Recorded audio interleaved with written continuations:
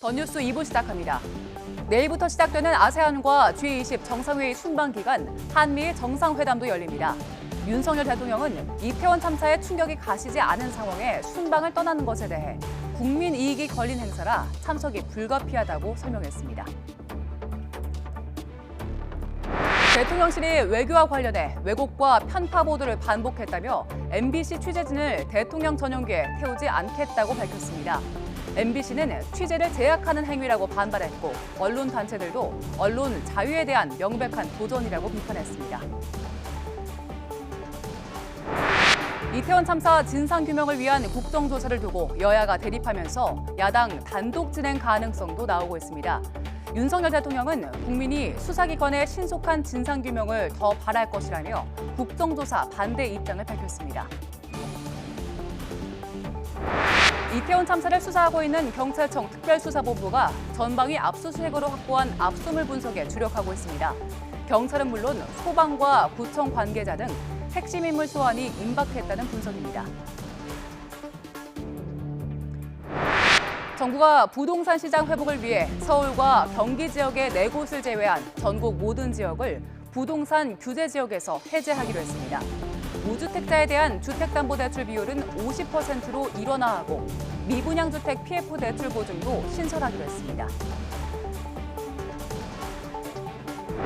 일방적인 전 직원 해고 통보로 논란을 빚었던 프로미리 사업 종료를 전격 철회했습니다. 노사가 인력 30%를 구조조정하는 대신 사업을 유지하기로 합의했습니다. YTN 김영수입니다.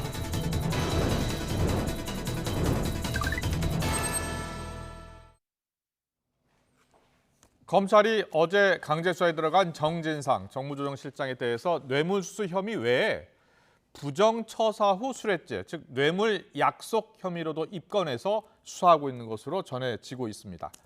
화천대유 대주주 김만배 씨의 대장동 개발사업 지분 가운데 절반이 정 실장과 김용 부원장 그리고 유동규 전 본부장 이렇게 3인방의 공동 몫이라는 게 검찰의 판단입니다. 물론 김 부원장은 검찰이 창작 소설을 쓰고 있다라면서 반발하고 있습니다. 검찰의 수사가 이재명 대표의 턱밑까지 겨누면서 여야의 공방은 더 격화하고 있습니다. 야당은 윤석열 정부의 이태원 참사 여론을 덮으려는 국면 전환용 쇼라면서 반발하고 있고 여당은 대장동 수익금 저수지의 썩은 물을 나누어서 마신 사람이 누구냐면서 공세를 이어가고 있습니다. 여야의 입장을 듣고서 더 정치 풀어보겠습니다.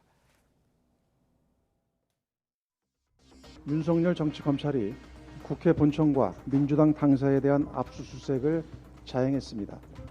제1야당 파괴를 위한 정치 공작 쇼이며 이태원 참사 추모 여론을 덮기 위한 국면 전환용 쇼입니다. 어제 검찰의 압수수색 결과는 아무것도 찾지 못하고 소리만 요란했던 빈손 수색, 빈통 수색이었습니다.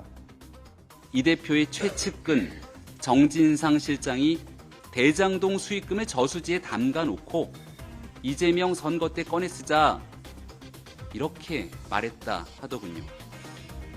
훔친 작물로 저수지를 만든 몸통이 누구인지 그리고 이 오염된 저수지의 썩은 물을 함께 나눠 마신 사람들이 누구인지 분명히 밝혀내야 하는 것 아니겠습니까?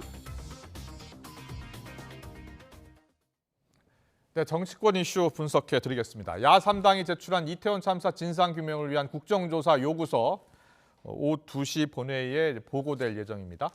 또 보고가 된 것 같고요. 또 대통령실이 윤석열 대통령의 동남아 순방을 앞두고 MBC 기자들에게 전용기 탑승을 불허해서